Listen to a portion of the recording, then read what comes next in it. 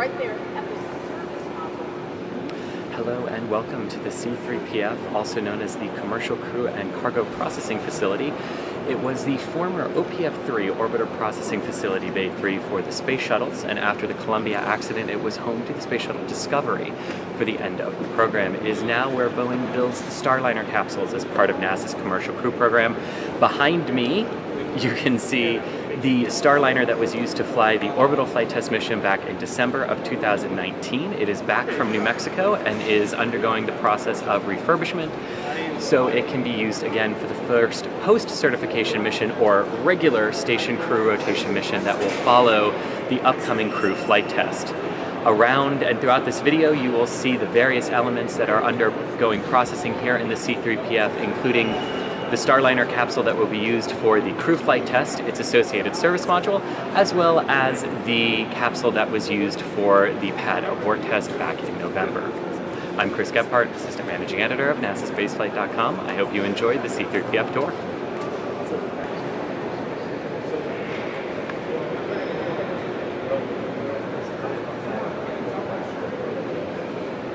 It's not just whoever.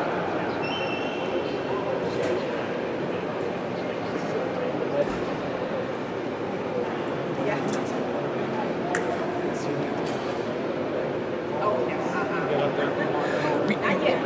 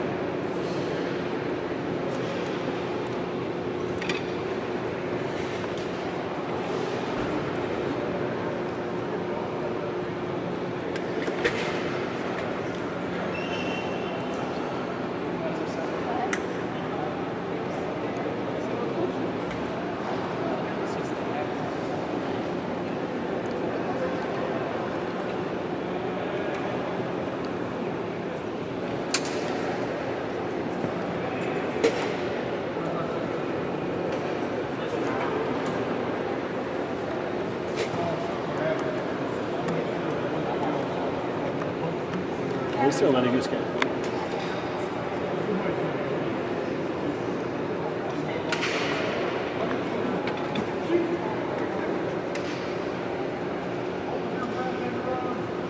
What was your initial reaction to seeing the spacecraft back?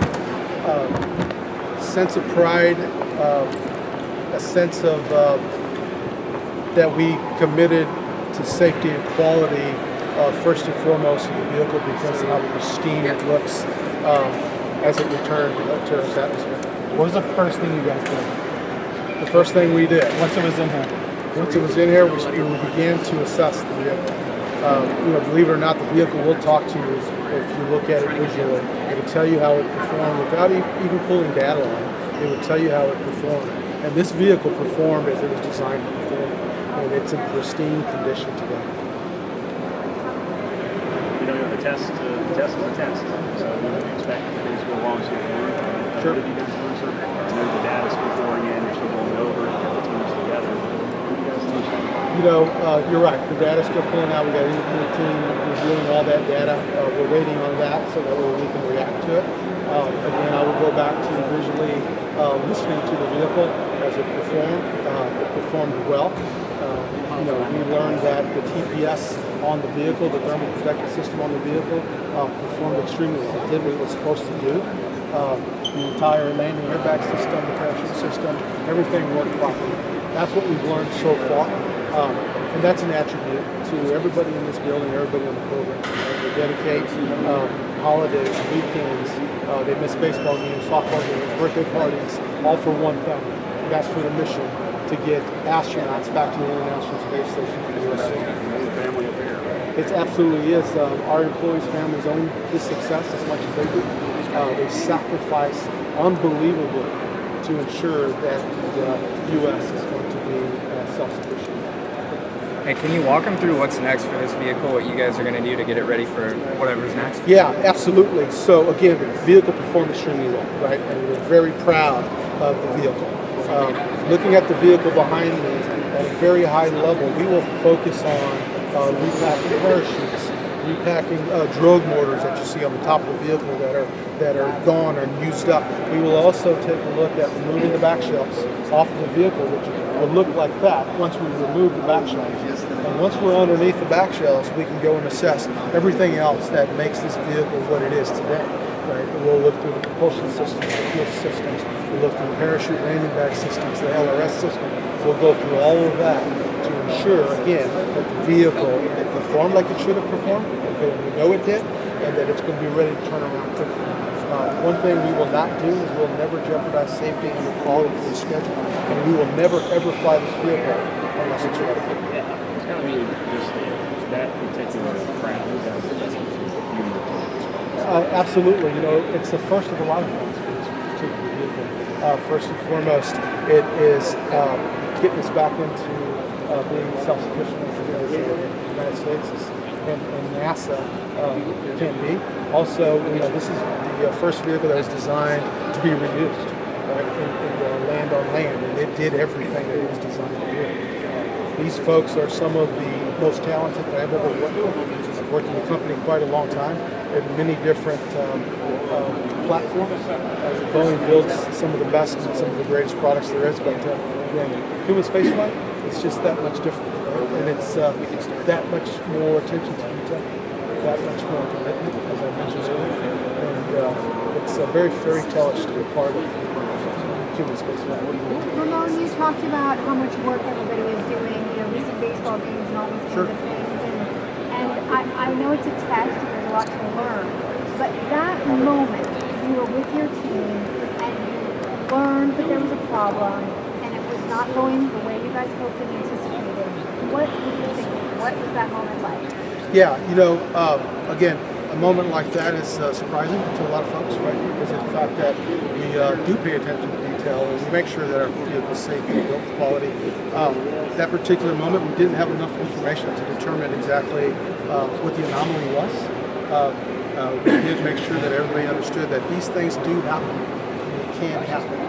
Right then and there, our focus was to understand what was going on and then call a lateral if we needed to. And we just must have been crushed. Absolutely. It was a disappointing time, especially when the team was so excited and so pumped for this particular moment. I told the entire team when I spoke to them before launch that no matter what happened, I was extremely proud of them. That Boeing company was extremely proud of them, and that after that launch, the nation would be extremely proud of them. And I believe all three still stand today. And the folks, we're going to lace up our bootstraps, we're going to learn, and we're going to become better, we're going to become faster, and we're going to definitely incorporate all of us into learning. Is Boeing maintaining any kind of capability to acquire like long lead items for potential third flight vehicles, or would you rely on the shell and so forth of the paddleboard vehicle? So, you know, there's a lot of things in the works, right? We're taking a look at a lot of things. But right now, nothing that we know for sure that we're going to rest our hats on. But a lot of it is definitely in work right now that we're taking a look at. Was there any other minor anomalies that were seen throughout the testing on orbit? No, for the most part, again, the vehicle worked and functioned properly. We chose to continue to stay up and operate the vehicle as if it was, there were no anomalies at all, and it performed. So there's no hiccups? Had that one issue not happened, it would have been basically... So a lot of that's going to come after data reviews too. Yep, a lot of that will definitely come out once all the data's assessed, kind of like I mentioned at the beginning of the interview. All right, so we're waiting on that. We do have an independent team that's going out and we're researching all of that. Once that independent team comes to their possible suggestions and solutions to move forward, production will then take over and we'll understand what to do to become, as I said, better, faster, smarter when it comes to space. Yes, Sanchez. Sanchez. I am the Senior Operations Leader of the Commercial Crew Program. I responsible for production of the vehicles. You think you want to move faster. How are you going to do that?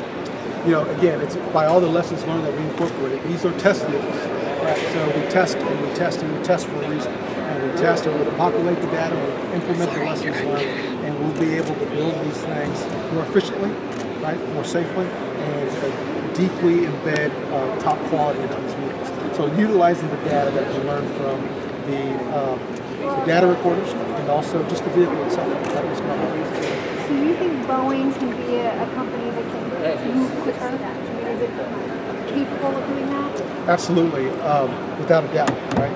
Boeing Company, we rest a lot of our path forward on innovation in our people and their ideas. And every single person in this building that touches this vehicle all have innovations on how to do things more safely, but quality, and even sometimes faster.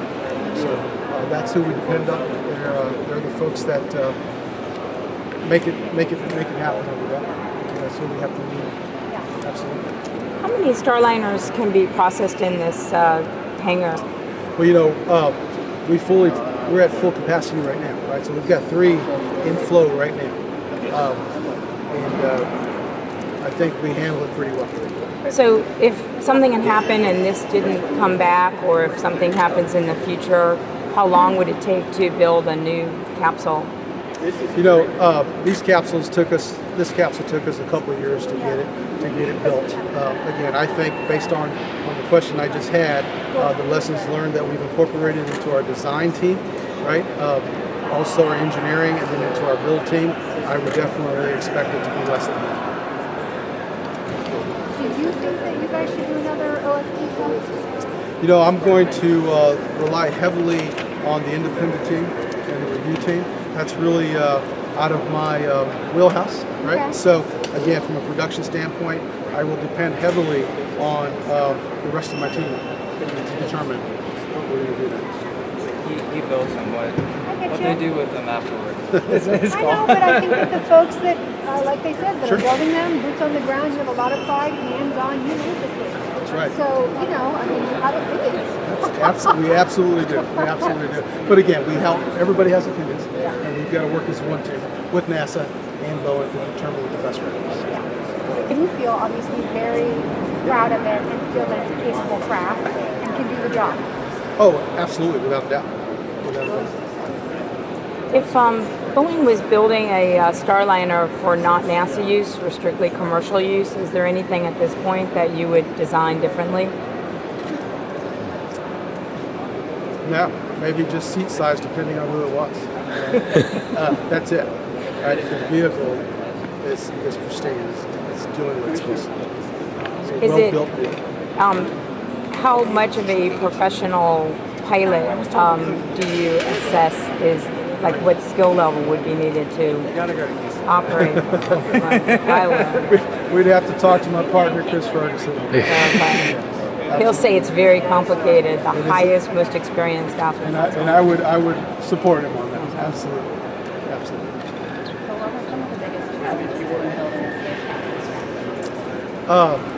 You know, it's new, right? It's developing. We've learned a lot along the way. It's the first time we put it together, right? So that's why we test them, right? So we did test a couple of vehicles. We've learned from that, and I think just to ensure that we built this thing safely and quality slowed us down a little bit, right? We wanted to make sure that it was done right. And again, we're not in the market to build something that's going to be pushed by a schedule. If it's not safe, it's not built with quality. So again, it was just the newness of it, right? The development inside building something for the first time. As far as your team, like you said, everybody's been busting their butts to get to this point. Are you still busting your butts? Are you kind of kicking back a little bit? How are your teams working? You know, I think this team has one speed, right? And they're very aggressive. They are very in ahead tune. is the one. Very in tune. That's just the way they work, right? I mean, there's a lot of heritage, space heritage in this team. From the shuttle days, International Space Station days, so they know the importance of what it is they do day in and day out. I mean, how many people in this world can actually say when they get up every morning what they contribute on a day-to-day basis is going to impact the nation for decades to come. Not many, but these folks can, right? And that's the culture, right? It's a safely driven culture with quality, and the fact that what they do every single day contributes to something much larger than themselves. So again, boots on the ground, we're in lockstep, we laced up those bootstraps, and we're going to continue to go.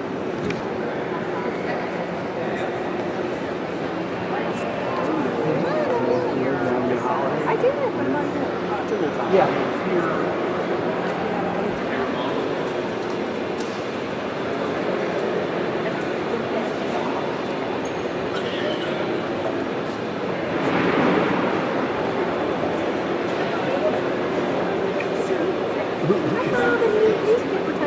Yeah, that's a live view.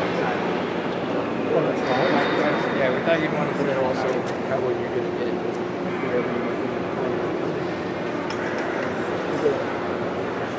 You've got to see the front side where the tiles are.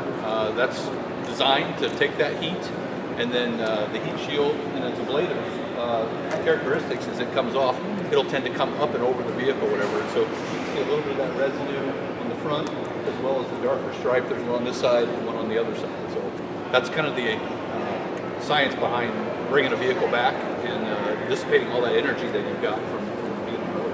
How'd you perform? The vehicle performed really well from both just the whole mission. Beyond our software anomaly that we had, the vehicle did everything we asked it to do. The folder system worked really well. The life support system, we had a really good tight vehicle. We were able to control the temperatures that we needed to do, and so we're real happy with the performance of the vehicle. Is the charring about what you expected? From our, we got a lot of data that we're going through right now, and so from a ablative standpoint on the base heat shield, it was what we expected. The actual effects that you get on the vehicle, those are going to be a little bit new, and we'll learn as that goes through or whatever. But we're not seeing anything on the vehicle that's causing us any concern or alarm. What's going to need to be done to the tiles before it would fly again? So we basically, from a tile standpoint, we'll just clean it up. We'll go through and we'll just kind of take off some of that surface deposits that are on there. For the blankets that go up the side, same thing. We'll go in and we'll just kind of clean it up. Most of it is aesthetics, just the look of the vehicle. But from a standpoint of reusability, this is designed for 10 missions, and so we're happy with the performance. Are the scorch marks cosmetic, or are they actually? They're cosmetic, right? So you can clean that off? Most of that should clean off. Now it might be a little discolored. You should sell that on TV. So we'll get in there and we'll have some a little bit of abrasion compounds and whatnot. We'll take most of that off. So you said just cleaning up the tiles was just cosmetic. If it's just cosmetic, why do it? You want to make sure that you don't have buildup. If you build up layers, now you start affecting the aerodynamics of the vehicle, and so you don't want to continue to do that. So a little pride in our work too, right? We want to make sure that vehicle is clean and is as factory fresh as we can make it for the next mission. Speaking of pride, just how proud are you and the team right now to see this thing back here and ready for another flight? Yeah, the team's really excited, and of course you see around the factory we've got a couple vehicles in flow right now. So we're doing a lot of our external inspections now. We'll get the back shells off. The team's just dying to get inside and see how the internal parts of the systems worked. We're going through a lot of data now, and so we're learning tons. Right, this is really a good learning opportunity for us, and the team's really excited about going and doing it again. The astronauts come out and take a look at it. We've had the astronauts here a couple times, and they're part of our data reviews also, which is really engaging. Right, they ask really good questions, and we want to make sure that they understand what this vehicle is about, and so they've been very, very involved in the work. Do you have any data from Rosie yet? The data is off. It's part of what's being analyzed. Some of the just at the lower level, got video also of watching that landing. Very soft landing, right? Very, very benign landing compared to what we've designed for, right? Video on the inside of the capsule? Video on the inside too, right? So We just posted like a 3-minute video on YouTube. You did of that? It's available for download on our Dropbox. And is it on Rosie? Yep. Yeah. So you'll see just a nice flat landing or whatever, and so lots of instrumentation, accelerometers, temperature measurements. So that's what the team's going through right now to compare that to our models. How much of it, you mentioned the stuff that you can only get now that it's back, but how much of that data was downlinked live? A lot of it was, right? Okay. We've got a lot of data that came down in real time, so we've got teams in our engineering support rooms that are monitoring that real time along with the flight control team in Houston. And then we also record a lot of data on the vehicle. So that data came off once the vehicle landed, it's been distributed to teams, and now they're doing their analysis. Is there any part of the inner workings of the capsule that are going to be removed that wouldn't have been if there hadn't been the timer problem? No, from a vehicle standpoint, the idea is that we'll go in, we'll take the cargo out, Rosie will come out, she only got one ride, right? So we'll refurbish inside and get it ready for its next mission. There'll be different payloads that we'll fly depending on the PCM missions that we're flying. But then everything else on the outside of the vehicle, it's just a refurbishment, right? So it's putting on expended hardware, cleaning up like we talked about, resurfacing the consumables, recharging batteries, those sorts of things. What I meant specifically is like any of the flight computers, anything that's going to have to get pulled as part of the investigation into the timer anomaly. Yeah, so we don't have to pull any of the boxes.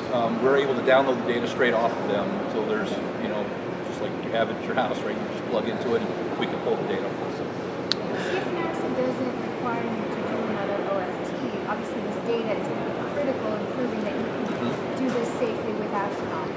So what are they looking at? Like what data, how do you use this data to prove that you don't need to do it again?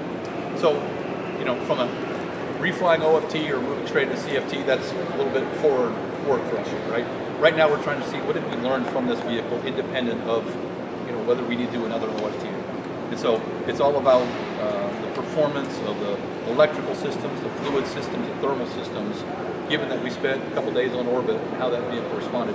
And what we do is we'll compare that to all the analysis that we've done beforehand, right, to understand that we match up to our models. That'll go a long way towards whether it's another OFT flight or a CFT flight, just us saying, hey, we are confident, we understand this vehicle, we don't need to make any changes, and we're ready to go fly again, whatever that mission is.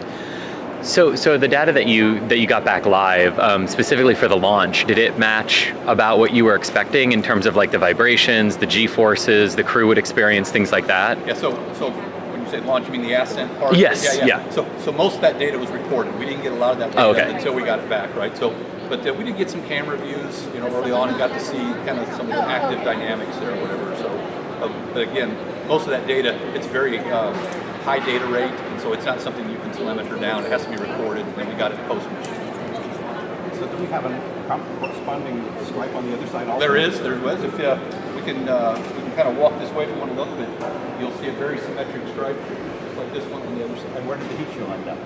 So the heat shield falls off. Yes. You saw that, and so we have that. Honestly, I don't think it's made it back here yet. So, but we'll go through that, and the teams will, they'll do some forensics on that to learn about how much the heat shield bladed.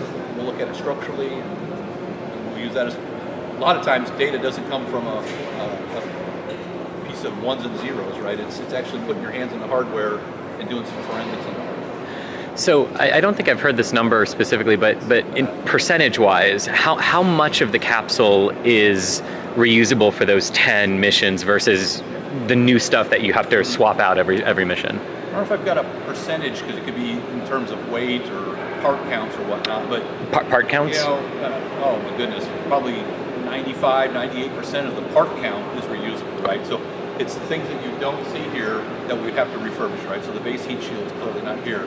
The forward heat shield, the ascent cover, those are lost as part of the jettisons which come back. But pretty much everything you see here, even the airbags, we'll refurbish those and they'll get reused whether it's not on this mission or another mission. But pretty much everything you see here is reusable. Just for the tape, can you tell us your name again, please? My name's Tim Reith. Can you spell your last name? It's R-E-I-T. And your title. And I am Spacecraft Engineering Manager. For this one or for all of them? For the program. So Does mission manager work? Is what? What was your title again? Spacecraft Engineering Manager. Thank you. How different is the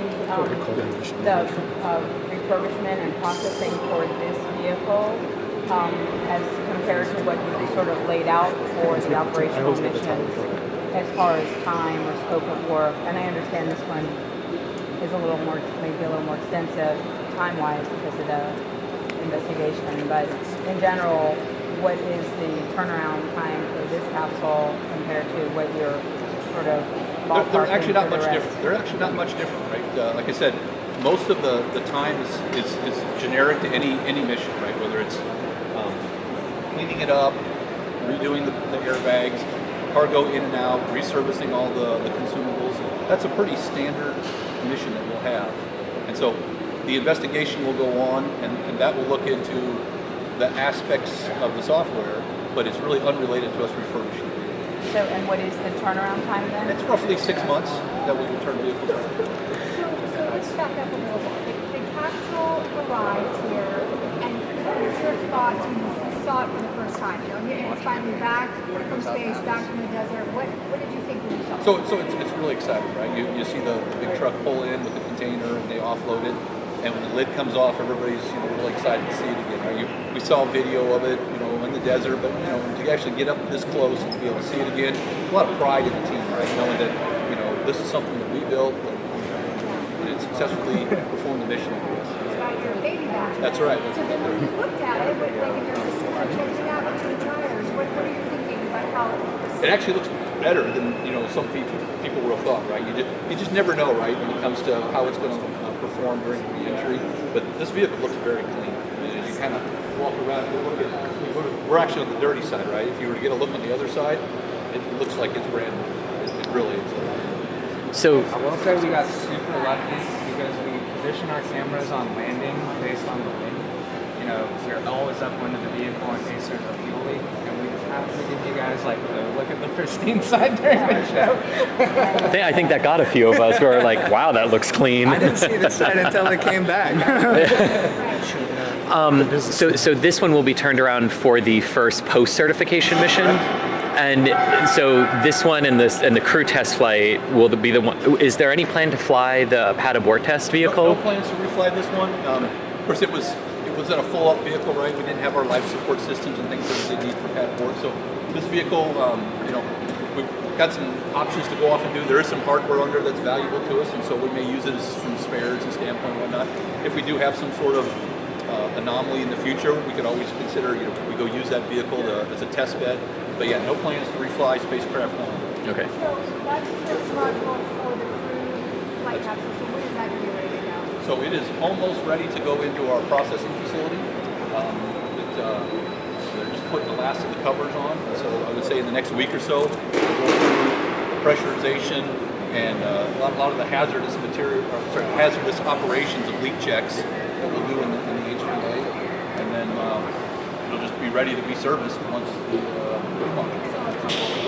So it probably takes about a month or so to finish all that testing. And be ready. And the actual crew test Starliner, it's looking a little naked over there. Sure. How many months does it have left before it's technically ready? It's got, our plan is to get it fully configured, so you'll see the back shells, everything are not on it now. We want to get the back shells on it probably within the next couple weeks, and then that'll finish closing out all the interior, and then we'll start doing some, what we call our acceptance testing of that vehicle, right? We'll run through a whole series of tests, making sure all the systems work. That timeline will then match up with the service module, and then when both vehicles are ready, we'll put them together, fuel them up, and we'll be ready to head to the launch pad. And it does look naked, but those back shells go on in less than a day. It takes about 6 hours to get them all. Okay. So this does make it look pretty, but it's not a in-depth operation. How many back shell panels are there? Like 4, yeah. Okay, 4. 4 around, yeah, quadrants. And also, Ramon's ready for you guys.